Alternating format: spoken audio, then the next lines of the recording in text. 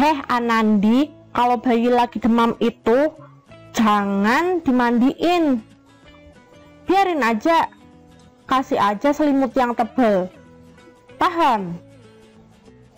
Tapi Nek, kan ini harus mandi, masa nggak dimandiin? Nggak usah tapi-tapian, udah ikut kata-kata nenek, nggak usah dimandiin, kasih selimut yang tebal. Baik Nek, ya udah dedeknya nggak Nandi mandiin, nanti Anandi kasih selimut yang tebal sama baju tebal aja deh ya Nek. Nah, bagus Anandi. Hai teman-teman catatan harian kuliah, bagaimana kabarnya hari ini? Tentu teman-teman dalam keadaan baik, sehat, dan selalu bahagia kan? Nah, kami harap juga demikian. Nah, kali ini kita bertemu lagi untuk membahas mengenai topik kesehatan. Nah, kali ini kita akan membahas mengenai topik tentang kesehatan anak. Apa yang akan kita bahas kali ini? Yuk kita cek sekarang juga.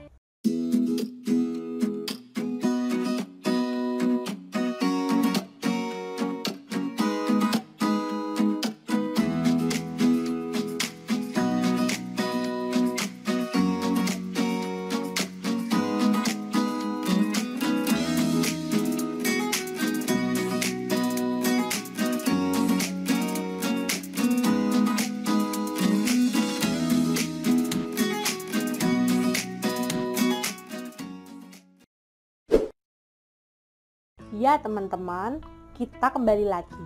Sekarang kita akan membahas mengenai hal-hal apa saja yang diperbolehkan dan tidak diperbolehkan ketika si kecil mengalami demam. Nah, hal ini seringkali dilakukan oleh para orang tua atau mungkin karena pengaruh dari lingkungan sekitar yang berada di lingkungan dari si kecil atau lingkungan dari orang tua si kecil. Nah, apa saja yang dapat dilakukan dan tidak dilakukan ketika si kecil mengalami demam ini?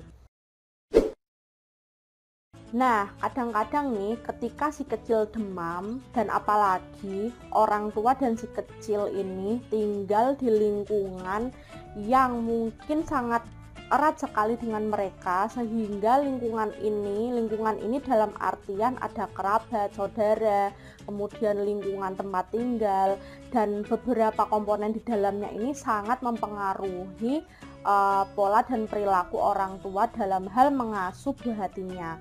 Nah, ini juga sangat berpengaruh ketika orang tua ini mengasuh atau merawat bayi yang mengalami demam. Nah, ketika lingkungan ini sangat berpengaruh terhadap perilaku ketika orang tua atau si ibu saat merawat bayi atau buah hatinya ketika buah hatinya mengalami demam atau sakit, maka hal ini juga akan berpengaruh terhadap keberhasilan dari proses penyembuhan si kecil. Nah, apa aja sih yang kadang itu dilakukan oleh orang tua tapi sebenarnya tidak boleh dilakukan, dan apa saja yang tidak boleh dilakukan tapi kadang juga dilakukan oleh orang tua. Nah, salah satunya yang pertama ini yang sering dilakukan adalah ketika orang tua atau lingkungan dari orang tua si kecil ini mempengaruhi, sangat-sangat erat pengaruhnya ke orang tua yang merawat si bayi, menyuruh atau memberikan saran untuk si kecil ini tidak dimandikan. Nah, apakah ini benar? Nah, tentu tidak benar ya. Jadi si kecil yang mengalami sakit atau mengalami demam khususnya ini harus tetap dimandikan, dengan catatan memandikannya dengan menggunakan air hangat. Nah, air hangat ini tentunya suhunya itu tidak lebih dari 35 derajat Celcius, yang mana fungsi dari memandikan si kecil ini tetap untuk menjaga kebersihan dari si kecil dan menjaganya agar tidak terkontaminasi dengan mikroorganisme lain yang akan memperparah sakit dari si kecil. Yang tadinya si kecil ini hanya sakit yang biasa, tapi karena nggak dimandikan, jadinya si kecil ini malah tambah parah sakitnya, malah ditambah penyakit yang lain seperti itu. Jadi harus tetap dimandikan ya teman-teman. Nah, selain untuk menjaga kebersihan dari tubuh si kecil agar tidak terkontaminasi oleh mikroorganisme yang lain, tentunya manfaat dari memandikan si kecil ini salah satunya adalah untuk menyesuaikan suhu si kecil yang tadinya demam untuk bisa disesuaikan dengan suhu yang normal. Nah, kok bisa seperti itu? Ya, karena prinsip dari memandikan si buah hati dengan air hangat ini sama halnya dengan pada saat ibu-ibu mengkompres si kecil ketika demam. Nah, ketika si kecil ini dimandikan dengan air hangat, maka pembuluh darah di tubuh si kecil ini juga akan ikut membuka dengan lebar sehingga aliran darah di tubuh si kecil ini menjadi lancar, sehingga regulasi aliran darah di dalam si kecil ini, di dalam tubuh si kecil ini menjadi lancar, dan dampaknya adalah suhu tubuh dari si kecil ini bisa berangsur-angsur menurun. Nah, seperti itu ya teman-teman. Jadi ketika si kecil demam, kuncinya adalah kita harus tetap menjaga kebersihan dari tubuh si kecil dengan cara tetap memandikannya.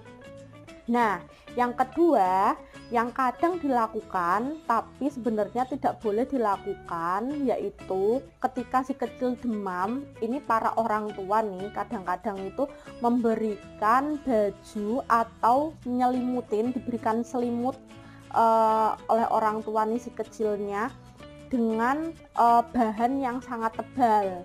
Nah, bahan yang sangat tebal ini sebenarnya boleh apa tidak?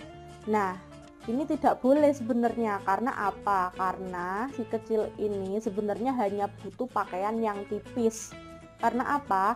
Karena pakaian yang longgar dan tipis ini akan memberikan kenyamanan ke si kecil supaya suhu tubuhnya ini bisa menyesuaikan dengan udara luar yang berada di lingkungan si kecil, sehingga panas dalam tubuh si kecil ini bisa keluar atau menyesuaikan dengan udara di sekitarnya, dan suhu tubuh si kecil ini bisa berangsur-angsur menurun. Nah, ketika si kecil ini yang mengalami demam malah diberikan baju yang tebal atau diselimutin dengan selimut yang bahannya tebal sekali, malah ini akan mengganggu regulasi dari suhu tubuh si kecil ini, dan suhunya itu akan terperangkap di dalam tubuh si kecil, tidak bisa mengalir keluar, sehingga si kecil akan bertambah panasnya. Nah, biasanya orang tua memberikan selimut tebal atau baju tebal ke si kecil ini supaya apa? Supaya si kecil ini tidak menggigil kedinginan. Nah, padahal ketika diberikan baju yang tebal dan selimut yang tebal, malah si kecilnya tambah panas, seperti itu. Nah, oke. Yang ketiga adalah ini yang sering dilakukan biasanya ibu-ibu ini atau mungkin orang tua dan lingkungan, pihak-pihak yang berada di lingkungan dari tempat tinggal si buah hati dan ibu ini biasanya itu karena tidak tega si kecil panas terus, sehingga mereka cepat-cepat nih disuruh untuk memberikan obat penurun panas, sehingga setelahnya orang tua ini membeli obat di apotek terdekat, obat penurun panas, dan diberikan ke si kecil atau buah hatinya sesuai dengan keterangan di label obat atau di keterangan bungkus obat, seperti itu. Nah, apakah ini benar? Nah, tentunya ini tidak dibenarkan ya teman-teman. Nah, dalam hal memberikan obat penurun panas kepada si kecil tentunya tidak boleh sembarangan, dan ini ada beberapa hal yang harus diperhatikan. Yang pertama, tentunya suhu tubuhnya berapa? suhu tubuh si kecil pada saat itu harus diukur. Ketika suhu tubuhnya biasanya ini order dokter mengatakan biasanya untuk suhu tubuh 38,5 derajat Celcius ke atas, atau bahkan ada yang mengatakan 39 derajat Celcius ke atas, ini baru bisa diberikan obat. Dan tentunya tidak langsung serta-merta ketika suhunya segitu harus diberikan, tapi ketika suhu tubuhnya sudah terukur demikian, kita harus memperhatikan berat badannya berapa. Nah, yang perlu diperhatikan yang pertama tadi adalah suhu tubuhnya harus lebih dari 38,5 derajat Celcius atau mungkin 39 derajat Celcius. Dan yang kedua adalah berat badan dari si kecil. Nah, kedua komponen ini sangat penting untuk menghitung dosis obat atau obat penurun panas yang akan diberikan oleh ibu ke anaknya atau si buah hatinya. Nah, tentunya hal ini tidak boleh sembarangan untuk diberikan ya, harus sesuai dengan dua komponen tadi. Ketika ibu ragu-ragu untuk memberikannya, ibu bisa langsung konsultasi ke dokter terdekat agar mendapatkan pengobatan yang sesuai. Nah, ketika suhu tubuhnya di sini masih dalam keadaan yang bisa ditangani, yaitu di bawah 38 derajat Celcius, ini masih dalam kategori yang bisa dirawat dengan self medication. Nah, di sini ibu cukup bisa memberikan perawatan seperti tadi, memandikannya dengan air hangat, kemudian memberikan pakaian yang longgar, dan kemudian memberikan kompres di bagian pembuluh-pembuluh besar, pembuluh-pembuluh darah besar, yaitu di bagian ketiak dan di bagian selangkangan. Nah, kemudian yang keempat nih, tentunya di sini biasanya mungkin ada beberapa orang tua yang sering memberikan obat-obatan tradisional atau obat-obatan herbal kepada si kecil, yang mana kita tidak mengetahui bahwasanya obat ini cocok tidak untuk si kecil yang usianya sebenarnya belum bisa untuk mengkonsumsi obat-obatan tersebut. Nah, hal ini tidak dibenarkan ya teman-teman, karena ketika kita memberikan sesuatu ke tubuh si kecil, tentunya kita harus memperhatikan apakah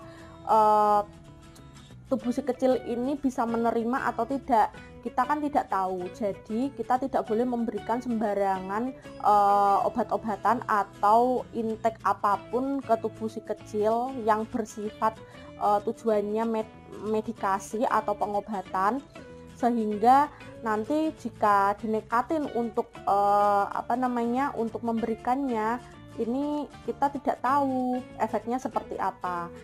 Jadi sebelum memberikan sesuatu ke si kecil yang sedang mengalami sakit atau demam, sebaiknya kita konsultasikan dulu ke dokter. Nah, itu tadi beberapa hal yang sebenarnya tidak boleh dilakukan, tapi kadang-kadang dilakukan oleh para orang tua ke anaknya atau ke buah hatinya yang sedang mengalami demam, atau bahkan sebenarnya harus dilakukan tapi tidak dilakukan oleh orang tua. Nah, itu tadi sedikit informasi yang bisa saya sampaikan ke teman-teman semuanya. Semoga informasi ini bisa bermanfaat untuk teman-teman, dan selalu jaga kesehatan, selalu sehat dan selalu bahagia. Salam catatan harian kuliah, dan sampai jumpa di video selanjutnya. Bye.